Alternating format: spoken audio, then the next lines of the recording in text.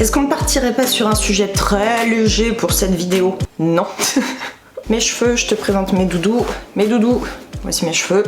Présentation faite, on y va? Hello les amis, je suis ravie de vous retrouver dans cette nouvelle vidéo. Il y a quelques jours de ça, je vous ai fait un petit post sur Instagram, enfin pas un petit post, un assez gros post, qui vous a fait énormément réagir, puisque j'ai eu plus de 400 commentaires, donc retour d'expérience, anecdote de votre part, réaction tout simplement. Et donc dans ce post, je vous parlais de mon histoire avec la dysmorphophobie. Pour vous poser un petit peu le contexte, le week-end dernier, du coup c'est d'ailleurs pour ça qu'il n'y a pas eu de vidéo, on était sur un gros week-end séminaire et lancement officiel, donc on va dire inauguration de l'application. Donc le samedi on a bossé avec toute l'équipe Bistronck s'est réunie. Le dimanche on a fait une bête de journée, donc brunch avec plein de potes, la famille, etc. Voilà, pour fêter ce beau moment. On avait préparé cette journée depuis très longtemps. Et d'ailleurs je crois que je vous l'ai jamais dit, mais l'application a aussi un Instagram. Je vous le mettrai aussi ici si ça vous intéresse. On donne les BTS, donc les behind the scenes de l'application. On vous montre plein de choses, les nouveautés à venir, etc. On vous sonde aussi beaucoup sur ce que vous voudriez par la suite. Au cas où vous avez envie de voir ce qu'on fait, on a d'ailleurs livé aussi, ça se dit pas du tout. On a fait un live pendant cette journée d'inauguration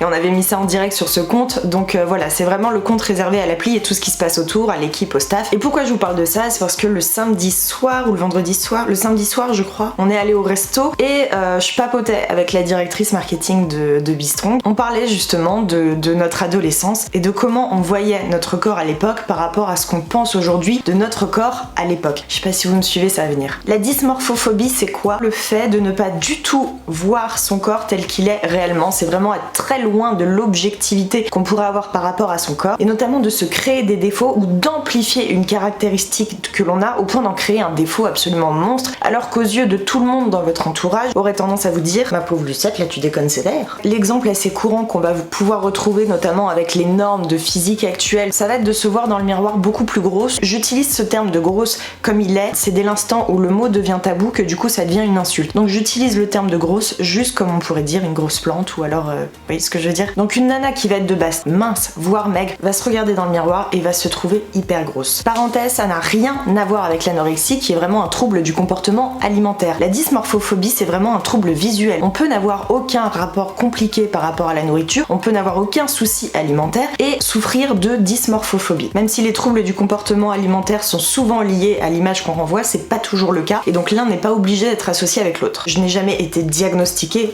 par un médecin comme souffrant de dysmorphophobie et vous allez voir par rapport à ce que je raconte qu'on est clairement dedans. Pour ceux qui n'ont pas suivi, je vous avais déjà fait des vidéos sur mon parcours. Aujourd'hui, clairement, je suis totalement en accord avec mon corps, mais pendant 10 ans de ma vie, ça n'a absolument pas été le cas puisque je suis passée par toutes les phases. Donc de la phase fat, et quand je dis fat, c'est parce que j'avais très peu de muscles et pas mal de masse graisseuse, donc c'est juste que j'étais graisseuse, voilà. Et je suis passée ensuite par la phase très mince, trop mince, sans forme, parce que j'avais justement perdu que ce soit ma poitrine, mes fesses, etc. via des conneries de régime alimentaire dont je vous ai déjà parlé dans d'autres vidéos. La dysmorphophobie c'est beaucoup plus récurrent et je pense qu'il y en a parmi vous qui vont beaucoup se reconnaître dans ce que je vais dire parce que c'est très répandu. On ne pose pas le mot justement sur ce qu'il se passe dans nos têtes, mais c'est hyper répandu et on est énormément de nanas à en avoir un jour souffert. Je vous parle par exemple du fait d'avoir perdu énormément de poids, ce qui a été du coup mon cas puisque je suis passée de graisseuse à trop maigre par rapport à ma taille et par rapport à ma masse musculaire, etc. J'avais perdu 15-20 kilos en 3 mois. Le cerveau n'a absolument pas le temps de comprendre ce qu'il se passe. Il n'a absolument pas le temps d'accepter ce changement. Résultat, quand vous vous regardez dans le miroir, vous avez toujours l'impression d'être comme avant. Vous vous trouvez toujours énorme. Dans la vidéo d'il y a 2 semaines, je vous ai donné mes constantes actuelles, donc que ce soit poids, mensuration, etc. Dans la photo qui est juste ici, je fais, il me semble, 59 kilos, entre 57 et 59, je sais plus exactement, pour 1m76. Et outre le fait que ce soit un jugement personnel, je pense que la plupart d'entre vous pourront me dire que je suis mince, voire trop mince par rapport à ma taille, dans le sens où clairement j'avais plus de muscles, quoi, j'avais plus rien. Et la chose hallucinante de l'état d'esprit dans lequel j'étais à l'époque, c'est qu'en me regardant dans le miroir tous les matins comme ça, je me trouvais monstrueusement encore trop fat, trop épaisse, trop grosse. Ce qui m'obsédait à l'époque, et je pense que ça joue énormément dans la dysmorphophobie, c'était le chiffre sur la balance. Et moi en l'occurrence c'était en dessous de 55. au-dessus de 55 c'était considéré comme gros. D'autant plus que moi je suis très grande, 1m76, et j'ai eu ma taille adulte très jeune. Donc quand vous êtes entouré de nanas qui sont beaucoup plus petites que vous, et ça papote les filles entre elles, du coup quand elles vous disent bah moi je fais 45, moi je fais 49 machin, ce qui était logique pour leur poids, toi quand t'arrives avec tes 1m76 à 60 kg ou je sais pas un autre poids divers, t'as pas du tout le recul pour te dire c'est logique, t'es grande. Non, tu te dis t'es plus fat que tes copines. Donc moi à l'époque de la photo que je vous ai montrée, c'est comme si mon corps et mon cerveau n'avaient pas accepté d'être mince tant que je n'avais pas passé la barre des 55 kg, en dessous des 55 kg, et il fallait absolument que je descende en dessous de cette barre, chose que je n'ai évidemment jamais atteint, je vous l'avais déjà raconté, puisque mon corps s'est mis en mode famine, etc., il ne perdait absolument plus rien. Il faut vous rendre compte à quel point votre cerveau peut être trompeur et à quel point les messages qu'il renvoie de vous-même ne sont absolument pas objectifs. On a l'impression d'avoir le contrôle, on a l'impression de savoir ce que l'on fait, et dans ces cas-là ce n'est jamais le cas. Je me bats beaucoup contre ça hein, sur les réseaux sociaux, je pense que vous me connaissez très bien maintenant, que ce soit sur ma chaîne YouTube, sur Instagram ou c'est déjà pas mal, ou sur Bistrong, mes guides, etc. J'ai toujours bien appuyé sur le fait que le poids, le chiffre sur la balance n'avait pas de sens si on prenait pas les données autour en compte, comme la masse musculaire, la masse graisseuse, etc. Il n'y a pas de bon chiffre, il n'y a pas de chiffre correct, il n'y a pas de chiffre qui validera le fait que vous soyez mince, canon ou j'en sais rien. Quand je repense à ce que je me disais avant, le délire de devoir absolument passer la barre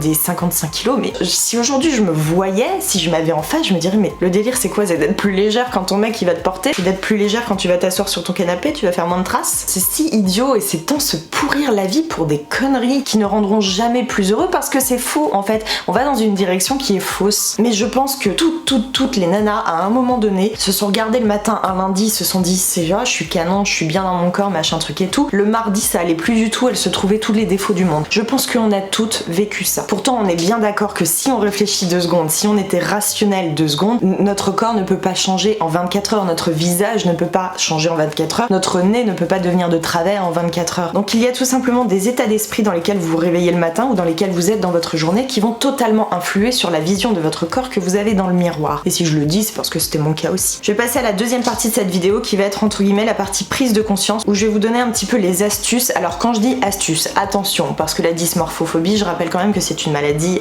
mentale. Il n'y a pas de gros mots là-dedans, il n'y a pas d'insultes, mais juste par pitié, si vous sentez que vous avez un souci avec votre image qui dure, qui persiste, qui est profond, allez voir un spécialiste. Je vais vous donner des astuces ou des anecdotes qui peuvent peut-être vous donner un petit déclic. Première chose dont je vais vous parler, c'est une évidence, c'est que le poids, encore une fois, je le dis, mais là je vais vous mettre des photos qui vont appuyer ce que je raconte, ne définit absolument pas votre forme physique et votre quantité de masse graisseuse par exemple. Vous serez pas plus canon parce que vous atteignez un certain poids, pas plus tonique, certainement pas d'ailleurs, parce que vous savez très bien qu'on perd du muscle principalement quand on fait mal les choses. Sur cette photo du coup c'était dans la période où je faisais 58-59 kilos, juste en dessous de la barre des 60 qui était déjà genre une victoire pour moi. Je rentrais évidemment le bide à mort et vous pouvez pourtant constater que j'ai le bide hyper gonflé, on voit pas un pet d'abdos et j'ai beau avoir les bras hyper minces, les jambes hyper minces, c'est pas pour autant qu'on voit mes muscles que je suis plus dessinée ou quoi, au contraire j'avais pas mal de masse graisseuse sur le ventre. Et sur les autres photos qui sont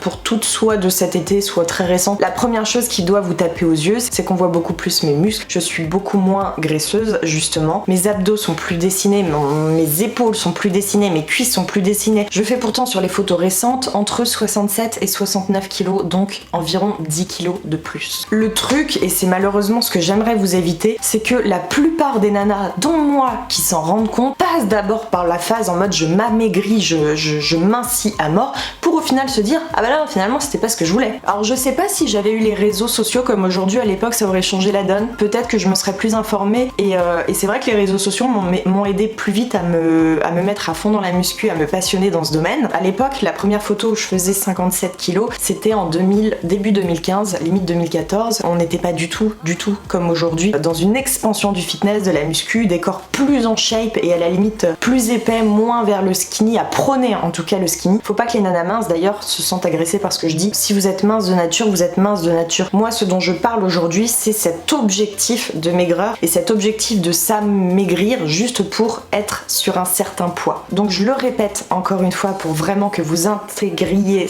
ça, si vous vous sentez concerné par la dysmorphophobie et si vous avez des symptômes qui s'y approchent, prendre votre chiffre sur la balance et vous donner un objectif de poids, ça n'a absolument aucun sens. Je rappelle aussi pour la même densité que le muscle pèse plus lourd que le gras, donc vous pouvez très bien vous assécher, perdre du gras de ouf, sans jamais que votre poids sur la balance ne change, puisque le poids musculaire va compenser en fait votre perte de gras. Et moi quand j'y repense, c'est exactement ce qui m'est arrivé, parce que je vais vous remettre deux petites photos et je vous assure que c'est la vérité. Cette photo-ci, je faisais 69 kilos, c'était 2013. Aujourd'hui, je fais 69 kilos sans avoir bougé d'1 kilo, ce n'est pourtant absolument pas le même corps. La seconde, je sais pas comment appeler ça en fait, astuce, c'est pas vraiment le terme. La seconde chose qui pourrait peut-être vous permettre d'avoir un petit déclic, qui n'a pas déjà vécu ce moment où justement au collège par exemple ou au lycée vous vous sentiez peut-être trop grosse, vous regardez vos photos de l'époque et vous dites mais finalement j'étais hyper bien, mais j'étais pas grosse du tout, mais qu'est-ce qui m'est passé par la tête? Pourquoi est-ce qu'on a tendance à changer d'avis en fonction des périodes sur ce qu'on était ou ce qu'on est? Il n'y a qu'une seule chose qui provoque ça, c'est la comparaison. À l'époque, vous vous compariez peut-être aux copines qui étaient plus minces ou plus épaisses que vous si vous vous trouviez trop mince. Vous vous compariez peut-être aux nanas des magazines de l'époque. Aujourd'hui, vous vous comparez au vous d'avant. Vous êtes le point A et la personne à qui vous vous comparez, c'est le point B. Ce choix de B va un petit peu déterminer l'état dans lequel vous vous trouvez. Vous le vivez tous les jours sur les réseaux sociaux sans vous en rendre compte. Si vous êtes un petit peu en désaccord avec vous-même et que vous avez des petits soucis avec l'image que vous renvoyez et que vous tombez sur une nana sur les réseaux sociaux qui est par exemple très mince, qui fait des photos de mannequins, machin truc et tout, vous allez avoir très probablement cette impression que vous êtes plus épaisse, plus fat, peut-être grosse. Je donne une deuxième mise en situation qui est absolument horrible mais qui est juste véridique. Donc vous avez, je sais pas, entre 10 et 16 ans, fleur de l'âge, et vous êtes entouré de copines que vous considérez toutes, de façon hyper pas objective encore une fois, plus moches que vous. Est-ce que vous ne vous sentez pas juste hyper fraîche, comme le top modèle mondial? À l'inverse, vous sortez avec une copine que vous considérez comme une bebon atomique, vous allez peut-être vous sentir plus moche, ou en tout cas beaucoup moins en confiance avec vous-même. En fonction de avec qui vous allez vous comparer, vous allez totalement changer la perception que votre miroir vous renvoie. Alors la solution c'est quoi? C'est pas de vous entourer de personnes dont vous n'aimez pas le corps ou dont vous n'aimez pas le corps ou que vous trouvez moins beau que vous, c'est pas du tout ça, c'est tout simplement de vous dire que c'est l'image que vous renvoie votre cerveau qui est erronée, puisque vous ne passez pas de hyper canon à hyper moche en 2 heures. Le souci ne se situe pas dans votre enveloppe charnelle, dans votre enveloppe corporelle, le souci se situe ici. Le nombre de nanas que je montre à Rudy en disant putain regarde elle est hyper canon, donc des fois on va être d'accord, mais d'autres fois il va me dire mais non tu rigoles, je la trouve vraiment pas belle, enfin moi c'est pas du tout mon kiff. La nana que vous allez trouver comme canon, plus mince ou plus en shape que vous, 50% du monde va la trouver aussi canon, mais il y a aussi 50% qui vont la trouver absolument pas dans leur goût et absolument pas dans leur idéal de beauté. Je vous donne un exemple très personnel des années 90, Kate Moss. Donc si vous êtes des années 2000, ce sera pas vos années à vous comme mannequin, top modèle, etc. Je sais même pas si on a... Aujourd'hui, on n'a même pas vraiment de top modèle, outre les mannequins Victoria's Secret, mais pour moi, c'est pas des tops. C'est pas les tops qu'on avait avant dans les années 90. Kate Moss était le critère de beauté des années 90. Et moi, je l'ai toujours, même ado, hein, je l'ai toujours trouvée pas du tout dans mon idéal, mais je la trouvais pas jolie, personnellement. Moi, c'était pas du tout mon goal. Là, je sais maintenant ce que vous allez probablement me demander, c'est comment se rendre compte qu'on est dans le faux, qu'on est allé trop loin, qu'on va trop loin. Il n'y a pas vraiment de solution universelle. Si besoin et si vous sentez que ça va trop loin, d'aller consulter. Ma mère d'ailleurs, petite anecdote personnelle, m'a emmené voir une fois un psy, et en soi c'est pas du tout la séance qui m'a aidée, parce qu'en fait j'ai pas ouvert la bouche et j'ai fait genre comme si tout allait bien, mais c'est en fait cette démarche qu'a eu ma mère de m'emmener voir un psy où je me suis dit ok, il y a problème en fait, il y a problème. La séance en soi, rien à foutre. Je me suis dit, si ma mère a eu cette démarche de m'emmener voir un psychologue, c'est qu'il y a un souci, c'est que ça va pas. Je vais vous parler maintenant de ce qui, moi, m'a aidé à avoir justement ce déclic, à me dire, t'es pas du tout dans la bonne voie, la Caro, pas du tout. C'est déjà, comme je vous le disais juste avant, de reprendre les photos de vous avant, de vous comparer au vous d'il y a quelques années. Le second point qui, moi, m'a donné un petit gros déclic, moi j'avais des body goals forcément, et je pense qu'on en a tous quand on est un petit peu sur les réseaux, et j'ai revisionné justement les photos de ces body goals que j'avais avant de perdre du poids, et je me suis rendu compte que j'étais devenue mais beaucoup plus mince, voire maigre, que ce n'était pas du tout ce à quoi j'aspirais. Je me suis retrouvée avec juste un corps hyper skinny, flasque, pour le coup oui large comme ça, mais c'était pas du tout visuellement ce que je voulais finalement. Donc là je me suis forcément dit qu'il y avait un souci et que ma méthode n'était pas la bonne. J'ai beaucoup